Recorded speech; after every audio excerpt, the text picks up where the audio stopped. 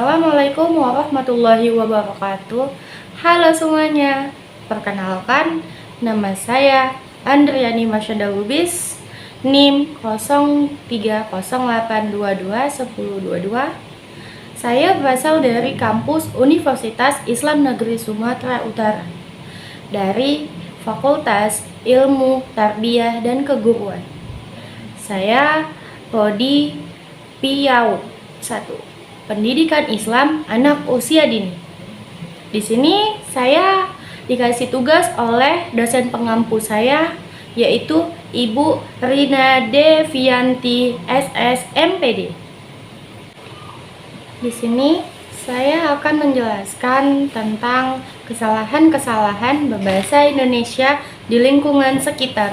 Terlebih dahulu, saya akan membahas tentang apa itu bahasa. Bahasa adalah alat komunikasi yang berupa simbol dan yang dihasilkan dari ucapan manusia. Bahasa itu sendiri terdiri dari beberapa kata. Ada beberapa para ahli yang berpendapat bahwa bahasa itu adalah seperti itu menurut Krida Laksana. Bahasa adalah sistem bunyi bermakna yang digunakan untuk komunikasi oleh kelompok manusia. 2. Menurut Sapir.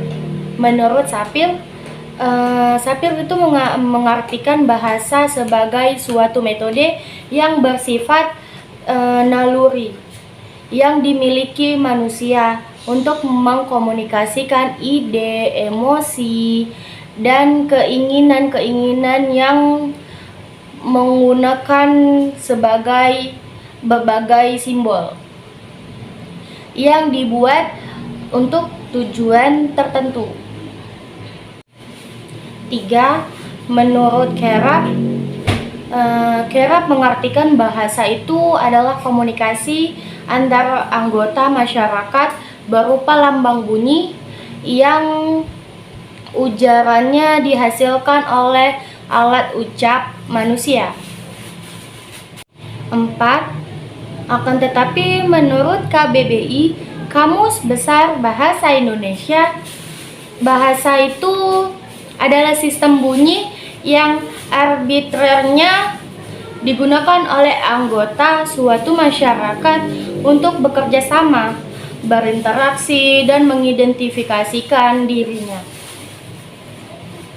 Dari beberapa pendapat para ahli, dapat disimpulkan bahwa bahasa adalah sarana untuk berkomunikasi dan berinteraksi antar anggota masyarakat untuk menyampaikan pikiran dan perasaan sebagai makhluk sosial.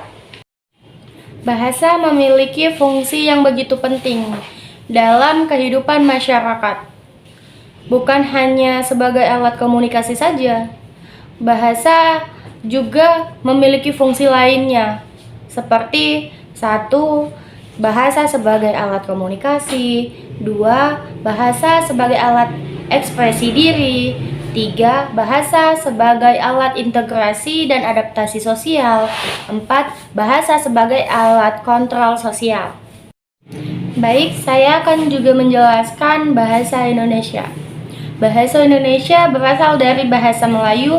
Pemberian nama bahasa Indonesia itu diperkuat para pemuda dalam Ikrar ketiga Sumpah Pemuda tahun 1928, yaitu menjunjung bahasa persatuan bahasa Indonesia.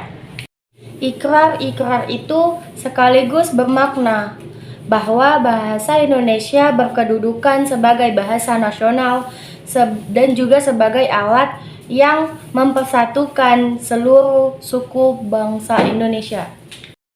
Bahasa Indonesia diangkat sebagai bahasa nasional sesuai dengan bunyi Undang-Undang Dasar 1945, Bab 15 dan Pasal 36. Bahasa Indonesia juga dinyatakan sebagai bahasa negara Terpilihnya bahasa Melayu sebagai bahasa Indonesia merupakan hasil rekayasa para pemuda yang sangat brilian. Dapat dikatakan bahwa mereka adalah rencana bahasa yang paling hebat pada abad itu. Dengan alasan karena dalam menetapkan bahasa Melayu itu tidaklah konflik atau gejolak politik yang muncul pada bahasa yang mereka pilih. Bukanlah bahasa yang menuturkan minoritasnya yang secara umum hanya mendalami daerah pesisir pantai nasional. Namun, tampaknya bahwa pemuda kita berhasil meyakinkan seluruh suku bangsa mengenai perlunya sikap dan lebih mementingkan persatuan dan kesatuan daripada egoisme kesukuan. Dengan adanya hal tersebut, bahasa Indonesia memiliki dua suku kata, yaitu kata baku dan kata tidak baku. Kata baku itu apa? Kata baku merupakan kata yang penggunaannya sudah sesuai dengan ejaan dan aturan pedoman bahasa Indonesia yang baik dan benar, yang bersumber kepada KBBI, Kamus Besar Bahasa Indonesia. Selain itu juga penggunaan kata baku dapat dilihat dari penggunaannya yang sudah ejaan yang disempurnakan. Penggunaan kata baku biasanya digunakan untuk mengungkapkan yang bersifat resmi dalam bentuk surat maupun naskah pidato. Namun, kata tidak baku adalah kebalikan dari kata baku yang penggunaan bahasanya tidak sesuai aturan dan kaidah berbahasa Indonesia yang sudah ditentukan sebelumnya. Kata tidak baku juga sebuah bahasa yang tidak hanya ditentukan dari penulisan yang tidak sesuai pedoman, akan tetapi juga bisa terjadi salah penulisan, salah pengucapan, dan susunan kalimat yang tidak sesuai oleh ejaan yang disempurnakan. Kata tidak baku lebih sering digunakan orang dalam percakapan sehari-hari karena terkesan lebih santai dan tidak kaku. Kata tidak baku lebih sering digunakan dalam percakapan sehari-hari karena kata-kata tersebut lebih santai dan tidak kaku. Kata tidak baku juga dapat digunakan saat berdiskusi bersama teman, bersama keluarga, dan lain sebagainya.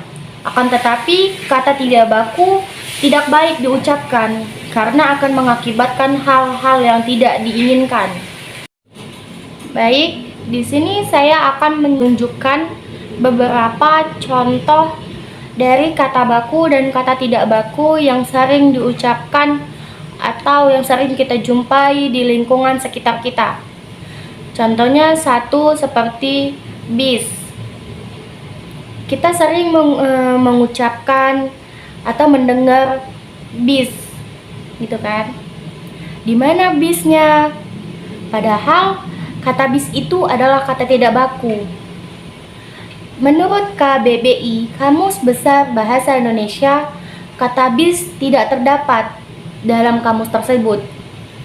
Akan tetapi kata bus adalah terdapat dalam KBBI.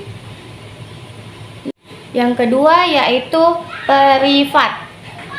Biasanya kita juga sering mendengar kata privat di lingkungan sekitar kita. Yang sering diucapkan itu, "Di mana privat kamu?" Padahal kata privat itu salah. Kata privat di Kamus Besar Bahasa Indonesia itu tidak terdapat. Akan tetapi yang terdapat adalah privat, yang mengartikan pribadi. Yang ketiga adalah fotokopi. Kata fotokopi itu juga adalah kata tidak baku. Yang kata bakunya adalah fotokopi. Kata fotokopi itu terdapat di Kamus Besar Bahasa Indonesia. Sedangkan sering kita jumpain di lingkungan sekitar kita juga terdapat ada fotokopi, kopi gitu kan, yang ada ujungnya y. Itu juga tidak terdapat. Itu terdapat, akan tetapi itu terdapat diartikan. Itu diartikan dalam bahasa Inggris. Ini kan bahasa Indonesia yang baik dan benar. Maka kata bakunya adalah fotokopi. Baik, saya akan menutup penjelasan saya tentang mengenai kesalahan-kesalahan berbahasa Indonesia yang baik dan benar di sekitar lingkungan kita. Sekian penjelasan dari saya, lebih dan kurang jika ada yang tidak memahami atas penjelasan saya, kalian berhak untuk komen, kalian berhak untuk mengasih saran, kalian berhak untuk kritik. Saya harap kita akan kembali lagi di channel yang sama dalam membahas pengetahuan lainnya yang akan membuat kalian lebih mengerti lagi. Oke, sampai jumpa di lain waktu. Terima kasih atas kesempatan kalian yang menonton video saya. Jangan lupa untuk menekan tombol subscribe dan nyalakan loncengnya. Sekian dari saya. Wassalamualaikum warahmatullahi wabarakatuh.